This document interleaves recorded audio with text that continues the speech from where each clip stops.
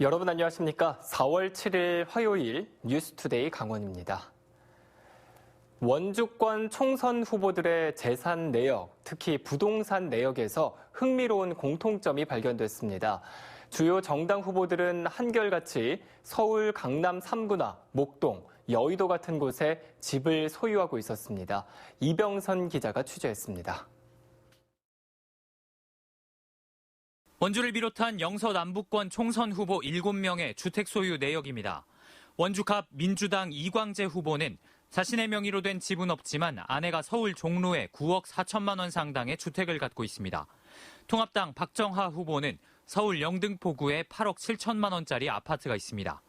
원주을 민주당 송기현 후보도 아내 명의로 서울 양천구에 11억 원이 넘는 아파트가 있습니다.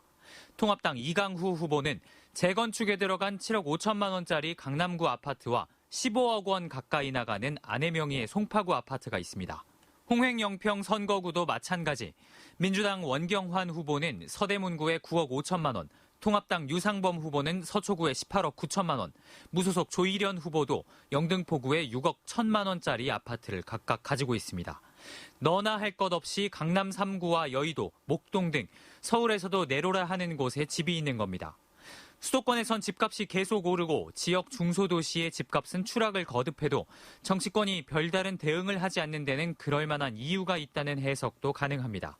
그나마 송기헌, 조일현 후보가 선거구에 자가가 있는 걸 빼면 주요 정당 대부분 후보들은 이번 선거 직전까지 사실상 지역에 근거지가 없었습니다.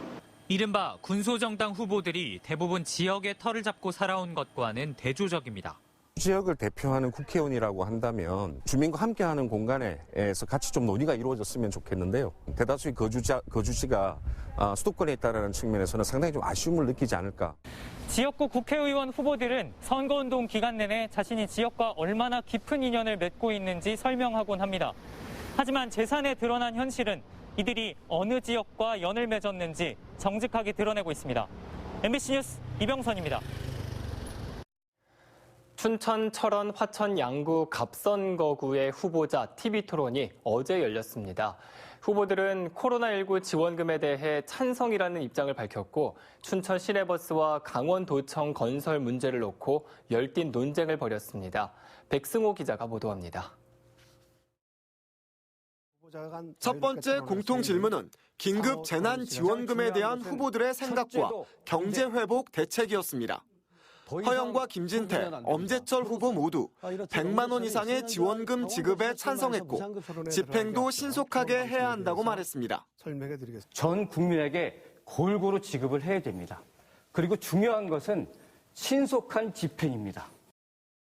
소상공인에게 1,000만 원씩, 최대 3천만 원씩 확실하게 실질적으로 드리자. 당장 오늘 내일 월세, 전기세, 세금 이런 걱정 굉장히 많이 하십니다. 그런데 이것 따지고 저것 따지고 언제 할 거냐. 이어진 상호 토론에서는 강원도청 건설 문제와 춘천 시내버스 대책이 쟁점이었습니다.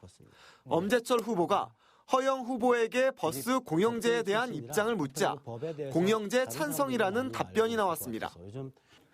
교통공사를 설립을 해서 완전 공영제하는 방향으로 추진하고 김진태 후보는 도청 건설 문제에 대해 허영 후보가 지역 갈등 조장이라고 공격하자 초선 국회의원이 생기면 충분히 가능한 일이라고 맞받았습니다. 나중에 그런 일 없도록 하겠다? 민주당의 초선 의원이요, 거수기밖에 안 됩니다. 엄재철 후보는 김진태 후보의 5.18 발언에 대한 해명을 요구했습니다. 그때 그 당시에 북한군의 개입이 있었다고 생각을 하시는 건지 정말요? 네, 저는 거기에 대해서는 지금 모릅니다. 제 입장을 밝힌 적도 없고요. 딱 한 가지만 얘기했습니다. 유공자 명단을 좀 공개해달라. 후보들은 공약 발표 토론을 통해 유권자들의 표심 잡기에도 열을 올렸습니다. 지금 시민공원으로 지정되어 있는 캠프 페이지를 지방정원으로 조성한 이후에 국가정원으로 승격시키겠습니다. 남춘천 IC 부근에서 춘천 도심, 강남동이나 칠전동까지 그걸 고속도로로 더 연장하면 되는 겁니다. 이제 비정규직 너무 많다. 이제 350만, 400만 되는 비정규직들 정규직화해서 이분들의 삶을 좀 높이자. 오는 8일에는 춘천시 선거방송 토론위원회가 주관하는 춘천, 철원, 화천, 양구, 을 선거구 후보자 토론회가 오후 2시부터 춘천 MBC에서 방송됩니다. MBC 뉴스 백소입니다. 코로나19의 여파로 외국인 계절 근로자들의 발길이 끊어지면서 농번기를 맞은 농촌마다 일손 부족이 심화되고 있습니다. 일선 시군에서는 농촌 인력 지원센터를 설치해 인력을 모으고는 있지만 일손 구하기가 녹록지 않은 실정입니다. 박민기 기자입니다. 고양이 손도 빌린다는 농번기를 맞은 농촌마다 일손 구하기가 하늘의 별따기입니다.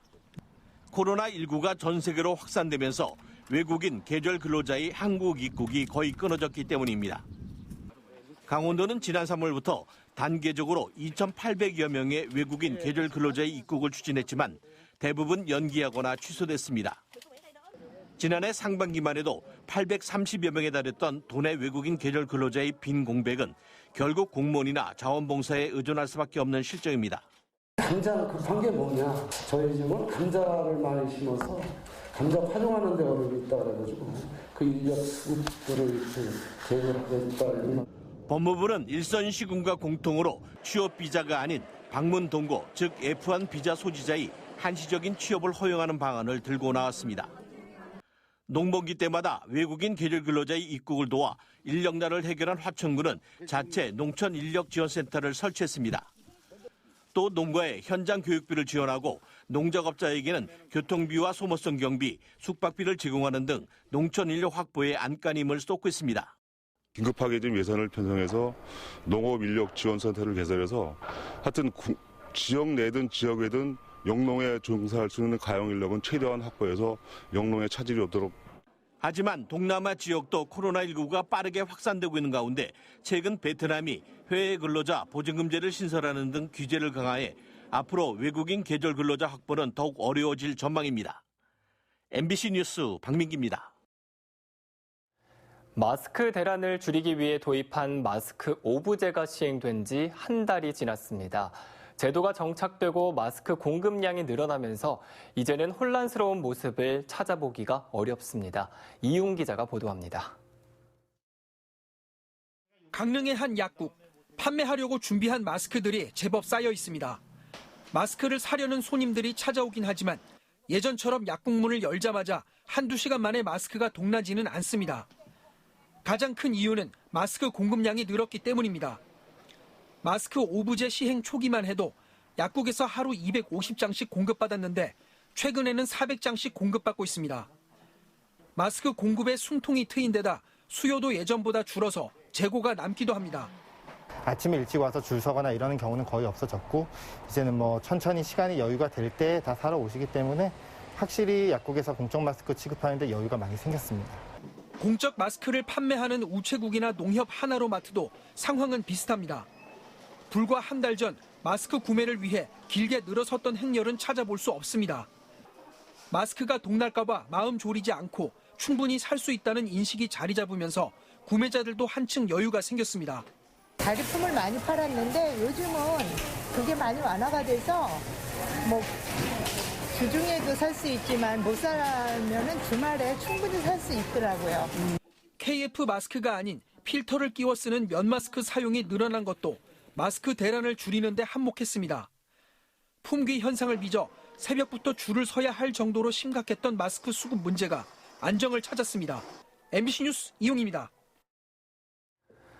4.15 총선을 8일 남겨두고 도내 접전 지역의 지원 유세가 강화되고 있습니다. 더불어민주당은 이광재 강원권역 선대위원장이 춘천을 찾아 춘천 석사 사거리와 신사후 사거리에서 가불 선거구 후보들의 지원 유세를 펼쳤습니다. 미래통합당은 유승민 의원이 춘천을 방문해 춘천, 철원, 화천, 양구, 을 후보인 한기호 후보를 응원하는 유세를 진행했습니다. 지난주 민주당 이낙연 선대위원장이 춘천을 찾은 데 이어 오늘은 통합당 김종인 선대위원장이 춘천을 방문할 예정입니다. 홍천 횡성 영월 평창의 미래통합당 유상범 후보의 재산 증식 논란이 나와 공방이 이어지고 있습니다. 더불어민주당 강원도당은 2017년 3월 창원지검장 당시 유상범 후보의 재산은 8억여 원이었지만 후보를 등록하면서 신고한 재산은 30억 원을 넘었다며 3년 만에 22억 원이 증가한 것이 전관 예우에 의한 것은 아닌지 의문이라고 밝혔습니다. 이에 미래통합당 강원도당은 유 후보 재산 증가는 아파트값 상승으로 인한 것인데 이는 현 정부의 부동산 정책 실패 때문이라고 맞받았습니다. 또 퇴직 후 변호사 업무를 하며 수입이 증가한 것도 있었다며 일방적으로 전관 예우라고 호도해서는 안 된다고 밝혔습니다. 여야 정치권에서 소득과 상관없이 전 국민에게 코로나19 재난지원금을 지급하자는 제안이 나오자 강원도가 전액 국비로 해야 한다는 입장을 밝혔습니다. 강원도는 최근 정부가 소위 하위, 소득 하위 70% 가구에 4인 기준 가구당 100만 원 지급을 발표하면서 지자체의 예산을 20% 부담시키기로 했지만 대상을 전 국민으로 확대할 경우 지자체의 재정을 고려해 전액 국비로 지원해야 한다고 강조했습니다. 한편 정부 긴급 재난지원금과 관련해 미래통합당이 모든 국민에게 50만 원씩 지급할 것을 제안하자 더불어민주당은 100만 원 지급을 제안하고 나섰습니다. 강원도 시장군수협의회가 예산 부담과 대상자 선정 등의 준비가 미흡하다는 이유로 강원도형 농어민 수당 시행을 내년으로 미룰 것을 강원도에 제안했습니다. 또 코로나19 긴급지원금은 각 지자체별 여건에 맞게 자체적으로 지급하는 것으로 결정했습니다. 이와 함께 충북 청주와 전남 나주 등과 방사광 가속기 유치전을 벌이고 있는 춘천시를 적극적으로 지지하기로 결의했습니다. 공급량 조절 실패로 농산물 값의 폭락과 폭등을 막기 위해 평창군과 지역 내 영농법인 그리고 농협이 공동 대응하기로 했습니다. 평창군과 관내 영농법인 그리고 6개 농협은 공동으로 업무 협약을 체결하고 농산물 사전 납품 계약과 농가 계약 재배 등의 방식으로 지역 농특산물의 가격 안정과 판로를 마련했습니다. 우선 올해는 고랭지 배추와 무 9,500톤을 계약 재배로 유통시키는 것을 목표로 하고 앞으로 감자와 대파, 양파 등의 농산물로 확대해 나간다는 계획입니다. 코로나19 사태로 원주 시내버스 업체인 태창운수가 휴업에 들어가면서 운행 시간이 조정됩니다. 원주시는 태창운수가 지난 4일부터 휴업을 시작하면서 관설동과 호저면을 오가는 70번대 노선과 10번, 41-1번, 42번, 54번, 59번, 80번이 폐지되고 이에 따른 시민들의 불편을 최소화하기 위해 이용객이 많은 2번과 6번, 7번, 100번 등 간선 노선에 예비차를 비롯한 차량을 집중 배차한다고 밝혔습니다. 또 버스업계의 연쇄 타격이 우려돼 대체버스 투입은 불가능하며 대신 호저와 불온, 소초 등에는 희망택시를 운영하고 있다고 밝혔습니다. 강릉 지역의 특정 업체가 신천지와 관련이 있다는 허위 조작 정보를 유포한 30대 여성 등 4명이 검거됐습니다. 강릉경찰서는 지난달 6일 SNS를 통해 강릉 지역의 70개 업체가 신천지 신도가 운영하는 업체라는 취지의 허위 사실을 유포한 30대 여성 A씨 등 모두 4명을 업무방해 혐의로 검거했다고 밝혔습니다. 사이버 수사팀은 업주 45명의 고소장을 접수한 뒤 유포 경로상에 있는 300여 명을 역추적해 최초 유포자 등을 검거했다고 설명했습니다. 이어서 오늘의 날씨와 도내 코로나19 현황을 전해드립니다.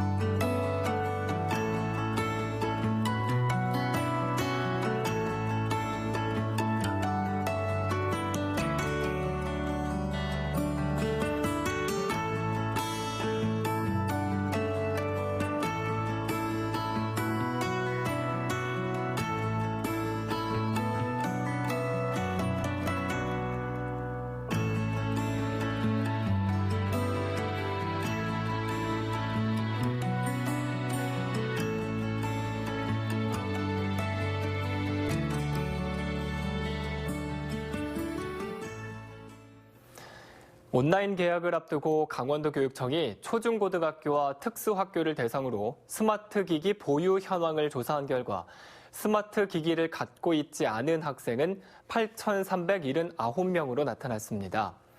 이에 따라 도교육청은 학교에서 보유하고 있는 스마트 기기 5,195대와 교육부에서 지원받는 3,184대를 학생들에게 대여할 예정입니다. 교육부에서 지원되는 장비는 온라인 개학 전에 학생들에게 전달할 계획입니다. 또 교육급여 대상자 중 가정에 인터넷이 설치되지 않은 698명에게는 인터넷 통신비를 지원하기로 했습니다. 강원도 교육청은 코로나19로 휴원 권고에 동참한 학원과 교습소가 모두 740곳이고 517건의 휴원 증명서를 발급했다고 밝혔습니다. 지난 3월 19일부터 17개 교육지원청에서는 코로나19 관련 정부의 휴원 권고에 동참해 매출 감소를 겪고 있는 영세 학원들이 소상공인 경영안정자금 신청을 위해 필요한 휴원 증명서를 발급하고 있습니다. 휴원 증명서 발급 대상은 지난 2월 4일 정부의 휴원 권고에 따라 휴원한 학원이나 교습소로 도내 학원 교습소의 휴원율은 22%에 이르고 있습니다. 정선군이 농업기계 임대료를 한시적으로 전액 감면하기로 했습니다. 정선군은 오는 7월 6일까지 석 달 동안 지역 농업인들이 정선군 농업기계 임대사업소와 임계분소, 신동분소에서 보유하고 있는 602대의 농업기계를 빌릴 때 임대료를 내면 임대료만큼의 아리랑 상품권을 지급하기로 했습니다. 정선군은 이번 임대료 감면이 코로나19 장기화로 농민들의 어려움이 커져 경제적 부담을 줄여주기 위한 조치라고 설명했습니다. 동해 지역의 한 주유소가 가짜 석유를 혼합해 판매한 혐의로 적발됐습니다. 동해시는 망상동의 모 주유소가 자동차용 경유 저장 탱크에 등유 등이 혼합된 가짜 석유를 보관하고 있는 것을 적발해 과징금 4,500여만 원을 처분하고 경찰서에 고발했다고 밝혔습니다. 동해시는 관련 법에 따라 동해시청 홈페이지와 오피넷 등에 적발 업체의 이름을 3개월 동안 공표할 계획이라고 밝혔습니다. 강원도가 코로나19로 어려움을 겪고 있는 건설업 지원 대책을 추진하고 나섰습니다. 우선 강원도에서 발주하는 공사비가 5천만 원 이상이면서 30일 초과 공사에 대해 건설공제조합에서 발급하는 보증수수료를 예산 범위 내에서 50%를 지원합니다. 이와 함께 코로나19로 인해 현장 폐쇄 등 피해를 입을 경우 고용보험과 산재보험 등의 간접비를 지급하고 인허가 단계부터 지역 건설업체 참여를 확대하는 방안을 다음 달부터 제도화할 계획입니다. 산림청 춘천구기림관리소는 산림의 공익적 가치를 높이기 위해 이달부터 6억 5천만 원을 들여 축구장 면적의 260배인 182헥타르에 50만 그루의 묘목을 심을 계획입니다. 우선 국산 목재의 안정적 공급을 위해 경제림 육성단지 145헥타르에 소나무나 낙엽송 등의 경제 수종을, 또 쾌적한 생활공간 조성을 위한 큰 나무 조림 지역에 물 박달나무와 자작나무 등을 심을 예정입니다. 또 지역 주민들의 소득 증대와 양봉산업 지원을 위해 밀원 수종 아까시나무와 산번나무를 10헥타르에 심을 계획입니다. 이상으로 뉴스투데이 강원을 마칩니다. 시청해주신 여러분 고맙습니다.